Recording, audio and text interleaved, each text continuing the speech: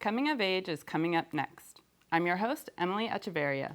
First today, we're talking to cardiologist Dr. Brent Videau with the Baptist Heart and Vascular Institute about keeping your ticker in tip-top shape. Next up, if you're already preparing your spring garden, we'll be digging into the offerings of the Extension Escambia County horticulture program. And finally, we're discussing end-of-life planning and why we need to face this often uncomfortable part of life head-on. Stay with us. Coming of Age starts right now. As we age, staying active in life and involved in the community can become a challenge. But with Council on Aging of West Florida's wide range of home-based services, you remain healthy, independent, and engaged. From Meals on Wheels and respite care to senior dining sites and the retreat, you'll find the support and connection that you need to age well. Aging looks different for everyone, and we're here to help you meet your needs and thrive while maintaining what makes you, you.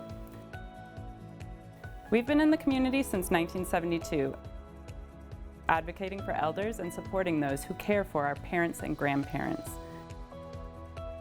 Now, join us as we discuss the age-related issues that matter to you.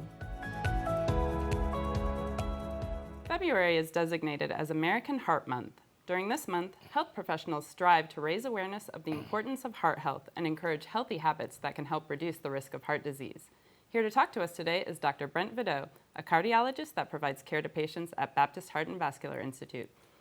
Thank you so much for joining us today, Dr. Videau. Thank you for inviting me. So tell us, what exactly is heart disease and why is it so prevalent? I think most people think heart disease is simply, they know what a heart attack is. Some people may know what the term heart failure is. But I like to tell my patients that your heart is like a house. It can have electrical problems, it can have plumbing problems, it can have structural problems. So any disease that affects the heart or any one of those systems goes under the term heart disease. Why is it so prevalent? We're living longer, we're having more blood pressure, we have more diabetes. Smoking's actually on a decrease, but most of the risk factors for heart disease, unfortunately, are increasing. Gotcha. So what are some more of the risk factors that we should be aware of? So I think most people are blitzkrieg by the risk factors of smoking, hypertension, diabetes. Some of the ones I want your listeners to know about, there's actually genetic factors now that we can check for. One of them is called lipoprotein A, and it's been around forever. The reason you haven't heard about it in the past is we didn't have treatment. That's coming out. So anybody that has premature heart disease in their family history should talk to their doctor about this blood test. Obviously, controlling your blood pressure remains a huge issue, especially here in the Southeast. Like I said, tobacco's going down. Diabetes, there are wonderful new medications out to treat diabetes that reduce your cardiovascular risk. Those are the top risk factors for heart disease. And so you touched on this a bit, but what are some of the actions people can take to lower that risk? One is to go to the doctor. And people say, when should I go to the doctor? It depends on some people are more anxious about it depending on their family history. But at least by your 50s, you should go to your doctor. I think in your 40s, 30s, you should have your blood pressure checked. This is going to surprise you, but women that had problems in pregnancy, preeclampsia, eclampsia, hypertension, pregnancy-induced hypertension are at increased risk for heart disease. And I want to give the listeners one other group. Cancer is prevalent, right? Where people are surviving cancer, and the doctors are doing a wonderful job. But the chemotherapy, the radiation they give people, they survive the cancer, but it can affect the heart later. Those people should be screened by a doctor earlier. So my number one suggestion is go to the doctor. My number two suggestion is be active. Okay, be active. I'm not going to go into diet. We all know the Mediterranean diet, ketotic diet. Just not eating saturated foods and processed foods is very important. And then tobacco in any form, the Juul, even marijuana, it poses a risk. Gotcha. So people can just go to their doctor and kind of ask for a heart checkup or ask to be referred to get kind of a checkup just to check in on how their heart's doing? Yeah, it's a great question. Some primary care doctors feel very comfortable with it. Some are going to say they're going to send you to a cardiologist. That's what we do for a living. We're happy to see you and we're happy to work with your primary care provider. I think OBGYNs probably are in tune with it also. Mm-hmm. So what are some of the normal things that happen to the heart as we age that we maybe don't have as much control over? So one of the big ones that we're focused on is, especially for us as we get older, is the word heart failure. I don't like the word heart failure because your heart, there is cases where your heart fails, but as we get older, 30%, more women than men, the heart gets stiff. It's 70 years old. I don't want to say 60 because it's getting close to me. 70, it's 80 years old. It gets stiff, and the pressures, you can be told you have heart failure. And that is a very difficult thing to treat because the heart's not actually weak, it's stiff. Mm-hmm. So that is something that happens to the heart. The atrial fibrillation, irregular heart rhythm, gets more common as we get older. And finally, your aortic valve in particular. In about 100,000, 200,000 people a year, their aortic valve has to be replaced. I don't know if you've heard about this, but we're now doing that through the groin without surgery. Wow. Yeah, it's incredible. Especially in our older population. In one day, you're in the hospital one day and you have your valve replaced. Interesting. Well, you mentioned atrial fibrillation. Can you explain a little bit of what that is and how someone might know if they have it? Right. Let me start with part two. How do you know if you have it? Well, about maybe 50% of people feel it. But notice I'm saying the other 50% have no awareness of it. Atrial fibrillation is an irregular heart rhythm at the top of the heart. We were talking before the show. I like to tell my patients it's like a cement truck. As long as the heart's turning, blood is flowing. But when it stops moving, it can clot. And so atrial fibrillation is a leading cause of stroke. And in fact, a woman is 5 times more likely to have a stroke with atrial fib. How do you know if you have it? There's products on the market right now. Apple Watch, the Cardia you see advertised on TV. There are devices that can monitor your heart rate. And we're really big on telling people, you know, these devices are worth it. Mm-hmm. If you don't have that and you feel like you're having skip beats, talk to your doctor. They can put a monitor on you and screen you for it. Okay. So what are some of the medications that might be used to treat heart disease? Well, statin drugs. I think everybody's heard of statin drugs, and there's a particular part of our population that hasn't drank the Kool-Aid on statin drugs. There's a lot of information on the internet. Have you heard of statin drugs? I have. Okay. They're called statins because they are like simvastatin, pravastatin, lovastatin. Those are very big. Aspirin is indicated in some people. It's not as prevalent as it was in the past. It's not just recommended for you, but it's recommended for somebody that has diabetes or has had a heart attack. Blood thinners are used to treat people that have atrial fibrillation. You see them advertised. Even medicines, your listeners are going to love this, that make us lose weight and treat diabetes have been shown to lower cardiovascular risk. Interesting. Yeah. So there's a lot of drugs. I'll be honest, the limitation is we have to get them approved. Some are very expensive. Sure. Not all, but some. All right. Well, you've given us some great information. Thank you for being here today, Dr. Videau. Thank you again for inviting me. Next up, horticulture. I barely know her. We're talking gardening and more with the Extension Escambia County service.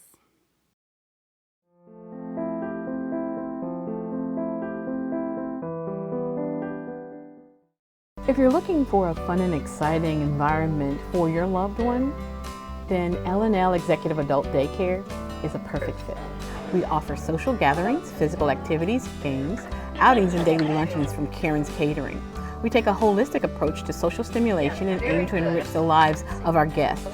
Let us help restore your loved one's mind, body, and soul. We'd love to speak to you. L&L Executive Adult Daycare.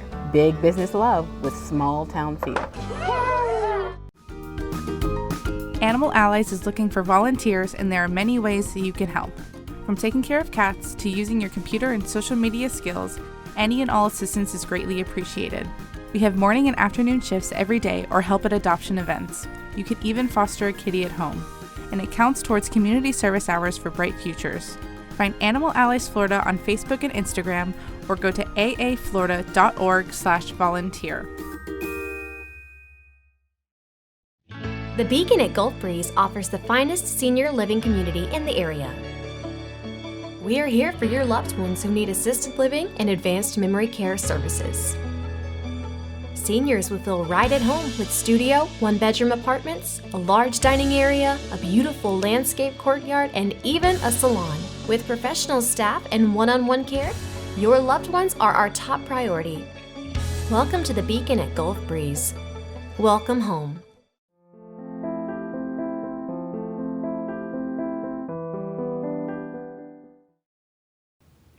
You may have heard of Escambia County Extension Services, but what exactly is this organization and how do they help citizens? The University of Florida IFAS Extension Escambia County is a partnership among the University of Florida Escambia County Board of Commissioners and the United States Department of Agriculture. It serves as the liaison between research conducted by scientists at the University of Florida and our local community. They provide 4-H youth development as well as scientifically based information about agriculture and natural resources. Here today to speak to us about the horticulture program is horticulture specialist Lydia Purvis. Thank you for being here today. Thank you. So first of all, can you give me a basic overview of what the horticulture program offers through the Extension Escambia County? Sure. Our horticulture program is research-based, so anything that our customers come in and talk to us about, we back that up with the knowledge from University of Florida and IFAS. So we are here for the homeowner. We also have landscape companies that come to us to kind of consult on different things that they do. And we're also a youth-based organization. So we're helping the community learn about lawn and landscape and different garden practices. Gotcha. So tell me about the Master Gardener program and how people can get involved with that. Our Master Gardeners are volunteers that have been certified by UF IFAS Extension. So they've gone through classes that were offered through the University of Florida and became certified to be able to help the community through garden practicing and horticulture education. And how do they kind of help the community? Are they offering classes, that kind of thing? Yes, our Master Gardeners teach classes. Actually, coming up in March, we have several classes that will be offered at the public libraries. We have one in Molino that will be on starting gardens. We also have one at the Bellevue Elementary Library, and we will be talking about growing milkweed, which is good for butterflies. Oh, awesome. So where can people look for more information and details about the classes and find out when those are going to be? You can always call our office. We are always there from 8 to 4:30. Somebody can help you that way.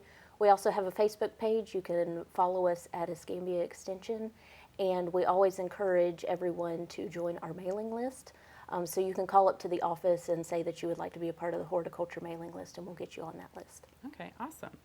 So as people are getting their gardens going this spring, people can just call you up with their gardening questions, like if they're having, hornworms on their tomatoes or a fungus on their hibiscus plant, they can ask you what they should do about that?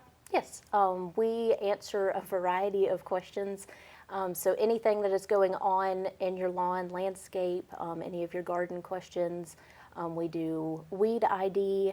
We also do any type of plant ID, insects, you name it, and we try to find an answer for it. So people can kind of send you a picture of a weed or a bug that they're seeing in their garden, and you'll ID it for them? Mm-hmm. We take pictures through email, and we also accept walk-ins at any time. You don't have to make an appointment. You can bring in a sample, and we'll look at it under the microscope and try to get you an answer. Oh, awesome. I wish I knew about this resource with my garden last year. So tell me about the Extension Escambia County demonstration garden. So the demonstration garden is completely Master Gardener funded. So they have different fundraisers throughout the year to be able to continue to improve the demonstration garden. It's open to the public, so if you'd like to go out there, I encourage you to go out on Mondays because the Master Gardeners are always out there prepping and getting ready and keeping it beautiful for the community. And where is that located? We are located in Cantonment, just off of 9 Mile Road. We are 3740 Stefani Road. Okay. And what all do you have in that garden? It is actually broke up into sections. We have a tropical section. You'll see roses. We have a very pretty gazebo, different fruit trees. You name it, we just about have all of it. Awesome. So if someone is getting ready for their spring garden, what should they be doing to prepare, and how can they get more information about how to have a successful garden? Definitely after the hard freeze that we had over the Christmas holidays, we've had a lot of questions come in about what should I do. We're encouraging everyone to wait right now. We'll wait until we see some new growth, and then you can start to kind of prune in March. We also encourage that when you are fertilizing your lawn, you wait till mid to late April to start that. Any information you might need, you can call our office and we can help you out. Awesome. So how can people support your programs? Participation is a big one. Anytime we have a class, we would love to have as many people as possible come and learn in the classes. We also have to where you can donate to our endowment fund, and that will go back to our master gardeners and the demo garden. Gotcha. So what else would you like to let people know about the horticulture program? We're here for you. Anything that Escambia County needs, we would love to try to find an answer for you. We're definitely ones that want to learn, want to know, and want to be able to help everyone. Awesome. Yeah, such a great community resource. I'll definitely be calling you this year. Awesome. I look forward to it. Stay with us. We're talking about all the options for end-of-life planning with Dignity Memorial next.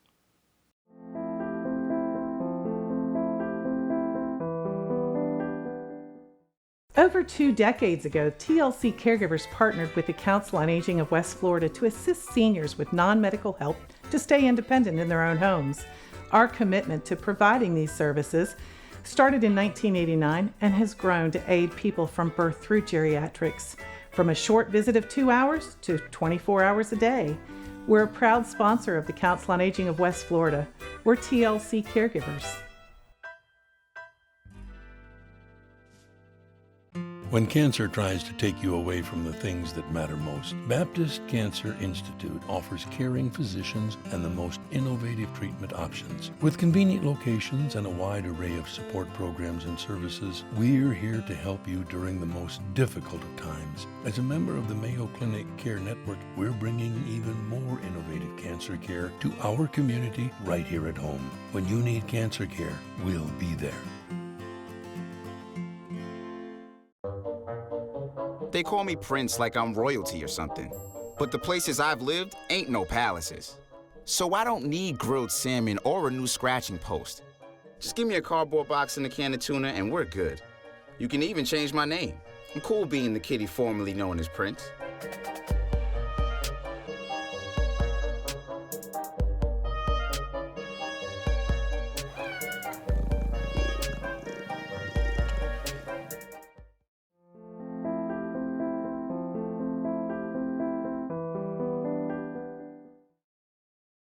Making arrangements for a funeral or memorial service is one of the most difficult tasks in life, and it's often done while a family is already grieving and overwhelmed. But by having the difficult discussions about a loved one's wishes and giving thought to your own wishes far in advance can ease the burden on families dealing with loss. We have Marquise, Tamayo, and Mentzer from Dignity Memorial to guide us through this process. Thank you both for being here today to talk about this. So to start off, tell me about Dignity Memorial and how each of you came into your roles there. Dignity it's a nationwide company, and we have multiple locations locally as well. My role, I came in as a funeral assistant. That's how I got started, and I'm a widow as well, so I have a passion in the industry. I moved on, and now I'm doing community outreach and human relations so I can spread the word. I started about 10 years ago as a family service counselor. I sat with families when they had a loss and talked to them about cemetery needs and helped them with pre-arrangements, doing things ahead of time. That I started in Tampa. Now I'm in Pensacola, and I manage that department. So I'm blessed enough to have 8 or 9 individuals under me that spread the word every day and help members of the community. Awesome. So what is the goal of Dignity Memorial in the community? In all honesty, everybody needs to start with the conversation. It's one of the most difficult things to do, but you got to start somewhere. And the only way that you can do that is by talking about it. So what we do is we encourage families to just start with planning and start to review themselves and what their wishes and desires are, and then record it and share it. Yeah, that's pretty much it. It's we encourage folks to have the conversation with their loved ones ahead of time, because we can answer a lot of questions. Make sure that the appropriate amount of goods and services that are there for the family, so that there's no question, no fighting with the family, and it just makes things a lot smoother in a rough time, very rough time. Sure.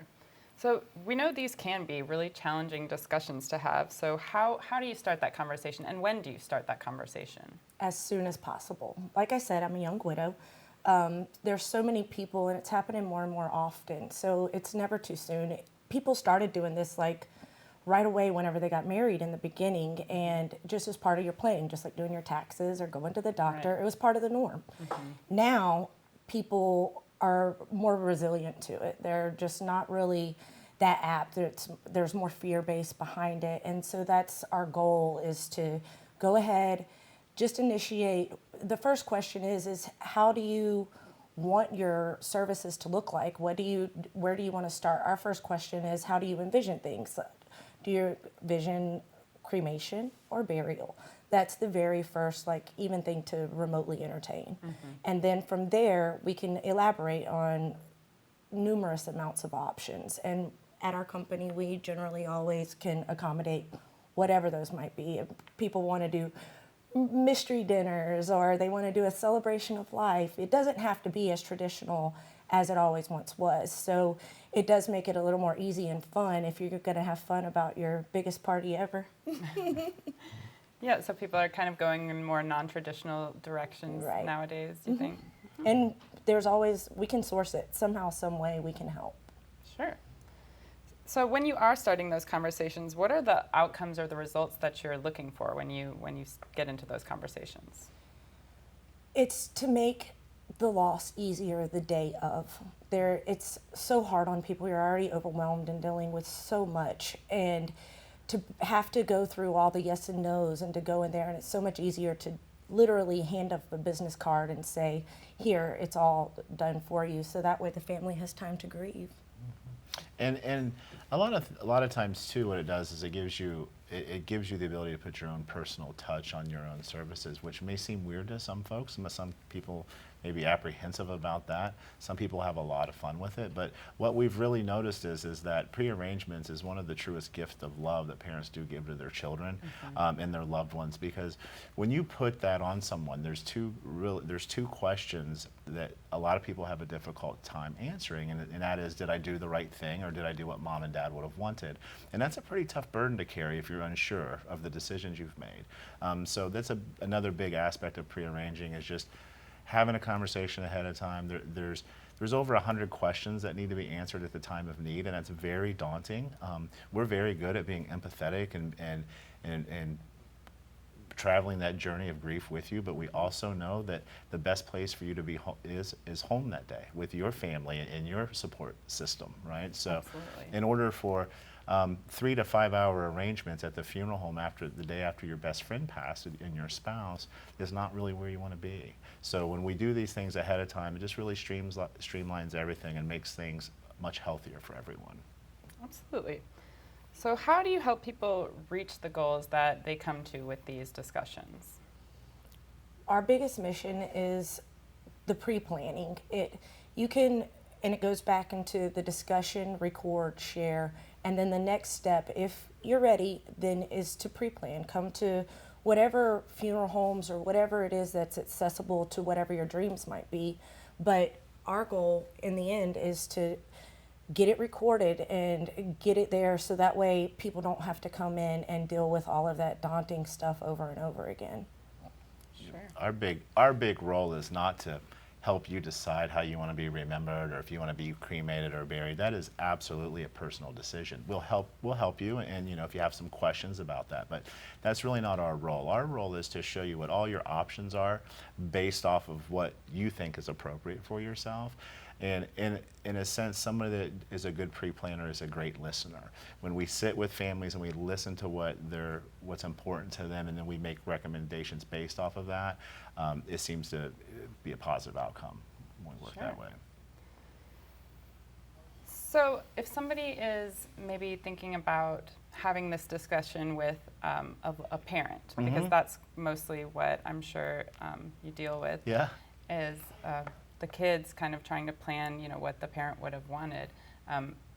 How would you suggest they broach that subject? Because the parent might be, not want to have this conversation. It's so stigmatized. They don't want to think about it. Absolutely. If you don't mind, I'm going to take this one, Marquise, because I'm kind of chuckling because I've had this conversation thousands of times now, and oftentimes when you broach the conversation, or parents broach the conversation to their children, the first question that the children have is, what happened at your doctor's appointment yesterday?